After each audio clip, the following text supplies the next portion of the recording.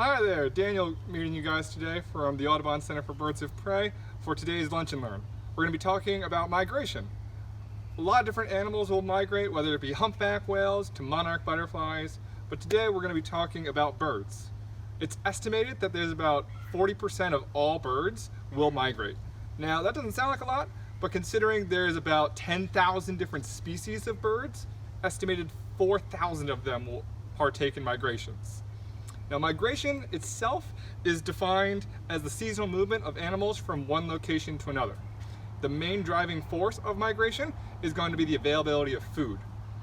As temperatures change during the winter months, food becomes less and less available, forcing animals to change positions for that availability of food.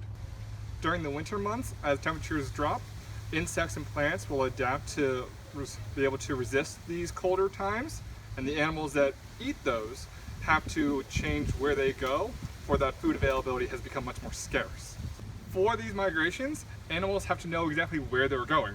Now, animals don't have GPS devices like we do, so scientists have been working hard for many years to try to figure out exactly how they know where to go, considering there are some animals that'll migrate pole to pole, the entire circumnavigation of the globe. So there's been a couple of ways that animals will figure out how to go where they're needed to go.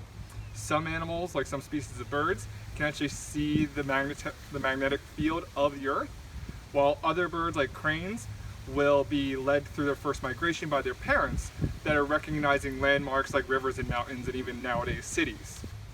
To help reduce the energy needed for birds to be able to make these very long migrations, a lot of the times they'll use flyways, like this map that we have demonstrating some of the flyways that birds will use in the Americas.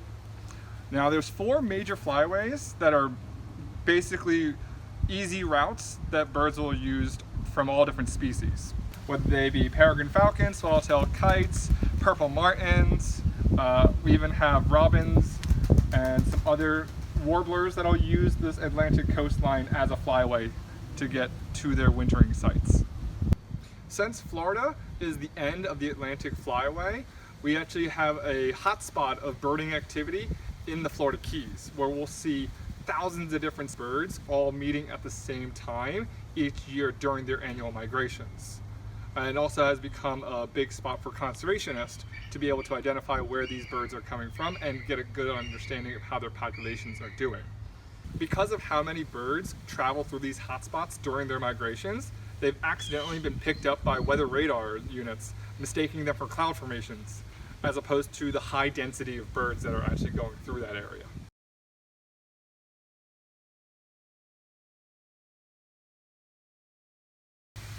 Due to Florida being a semi-tropical environment, we have a very little amount of native birds that'll actually migrate. A great example of this are our subspecies of sandhill cranes. If you've been around, you've seen these guys. They're smaller and paler than our migrants that'll come through.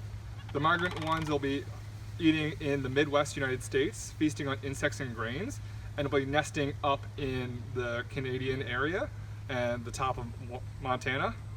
But they will migrate down here, so occasionally you'll see a lot more rusted and reddish colored sandhill cranes. Those are going to be the subspecies that will actually migrate, the greater sandhill cranes. There's 2 more species of birds that I'd like to bring to your attention for their migrations. One of them is the swallowtail kites. They will fly about 4,000 miles to their nesting sites here in Florida from the Amazon River Basin. As opposed to going around the Gulf of Mexico, they'll actually go through it, sometimes spending 2 to 3 days in the air without stopping.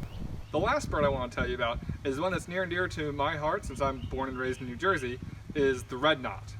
They'll have their winter homes down in the southern tip of South America, right by Tierra del Fuego, and they'll migrate nearly non-stop up to the Delaware River area, specifically the Delaware Bay, to feast on horseshoe crab eggs there. It's estimated that about 80% of the entire population will stop at the Delaware Bay to engorge themselves on horseshoe crab eggs. Back in 2012, when Hurricane Sandy hit the coast of the eastern seaboard, it devastated the dunes and the beaches, caused a lot of erosion there. But thanks to the quick actions, they were able to put in about 45,000 tons of sand to restore the dunes to help out the horseshoe crabs, which thus helped out the migratory red knots on their journey. One of the most important things to think about when we're talking about migratory birds is we can do whatever we can to help them out here, but they will travel to all different places around the world. So spreading awareness about these birds is one of the best things that we can do to help them out. And I encourage all you guys that are watching to do some birding in your own backyards to find out what migrants are coming through this time of year. And thank you for joining us for today's Lunch and Learn. We hope you've learned something new, and we look forward to seeing you again tomorrow. Bye-bye.